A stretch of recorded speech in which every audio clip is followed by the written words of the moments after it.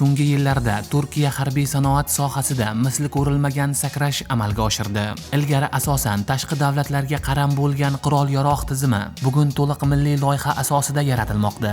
Uchuvchisiz jangovar samolyotlardan tortib ballistik raketalargacha. Xullas, Turkiya qisqa vaqt ichida mintaqadagi eng kuchli harbiy texnologiyaga ega davlatlardan biriga aylandi.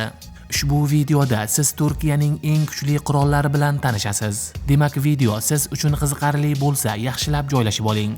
Biz boshladik. Habbatus Sauda sizning ishonchingizni oqlagan brend. Yillar davomida minglab hamyurtlarimiz sog'ligidan mamnun bo'lib kelmoqda. Tabiiy qora sidana mahsulotidan boshlangan yo'limiz endilikda yanada kengaydi. Endi siz uchun Assa erkaklar uchun tabiiy kuch va salomatlik manbai, premium qora sidana va asal uyg'unligi, detoks, zararsiz ozish va yengillik uchun maxsus vosita. Murojaat uchun ekraningizdagi raqamlarga qo'ng'iroq qiling.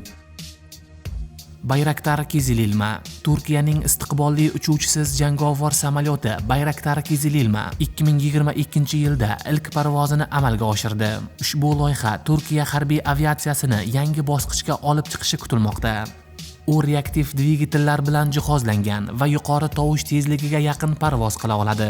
Samolyot aviatsiya kemalaridan uchib chiqishga moslashtirilgan. Jangovar yuk ko'tarish quvvati 1,5 tonna, parvoz masofasi esa 5000 kilometrga yaqin. Anka Turkiyada ishlab chiqarilgan o'rta balandlikdagi uzoq parvozli uchuvchisiz samolyotidir. U asosan strategik razvedka, kuzatuv va nishonlarga zarba berish uchun mo'ljallangan.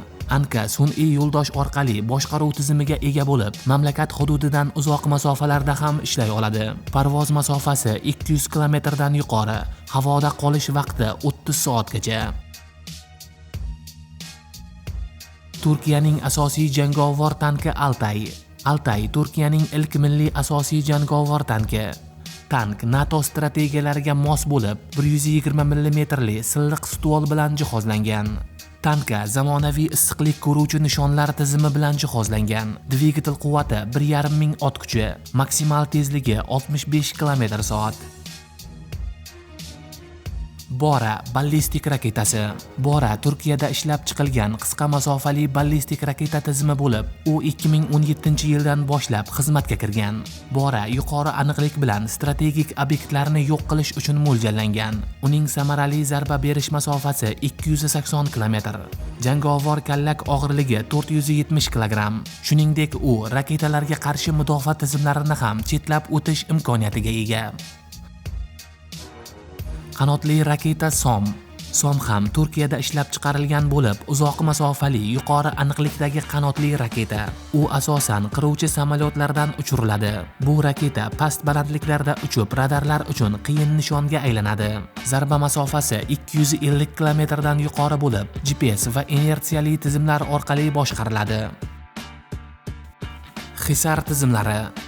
Hisar tizimlari Turkiyaning milliy havo mudofaa dasturining muhim qismidir. Hisar A qisqa masofali, Hisar O esa o'rta masofali havo hujumiga qarshi mudofaa tizimlari hisoblanadi. Ushbu tizimlar samolyotlar, dronlar va raketalarga qarshi ishlatiladi. Maksimal zarba balandligi 15 km gacha. Sayper uzoq masofali havo mudofaasi. Sayper Turkiyaning eng ilg'or uzoq masofali havo mudofaa tizimi bo'lib, S-400 ga milliy muqobil sifatida ishlab chiqarilgan. Sayper 2023-yilda ilk sinovlarni muvaffaqiyatli o'tkazdi. Tizimning taxminiy zarba masofasi 100 dan 150 km gacha. Harbiy kema TCG Anadolu Turkiyaning eng yirik harbiy kemasi bo'lib, u amfibiya hujum kemasi va yengil aviatsiya tashuvchi vazifasini bajaradi. U Turkiyaning dengizdagi kuchini keskin oshiradi. Kema uchuvchisiz samolyotlar va vertolyotlarni tashish imkoniyatiga ega bo'lib, to'liq suv sig'imi 27 000 tonna, uzunligi 231 metr.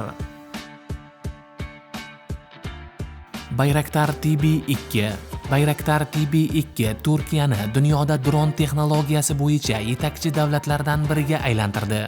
Ushbu uchuvchisiz uchish apparati 2015-yildan boshlab xizmatga kirgan. TB2 razvedka va zarba berish vazifalarini bajaradi.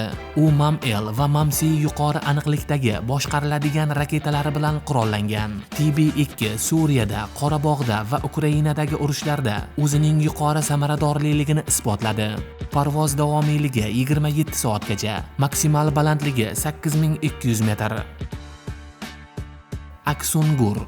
Aksungur yuqorida aytib o'tilgan Anka platformasining yanada kuchaytirilgan versiyasi bo'lib, og'ir yuk ko'tarish imkoniyatiga ega. U bir vaqtning o'zida bir nechta raketa va bombalarni olib ucha oladi.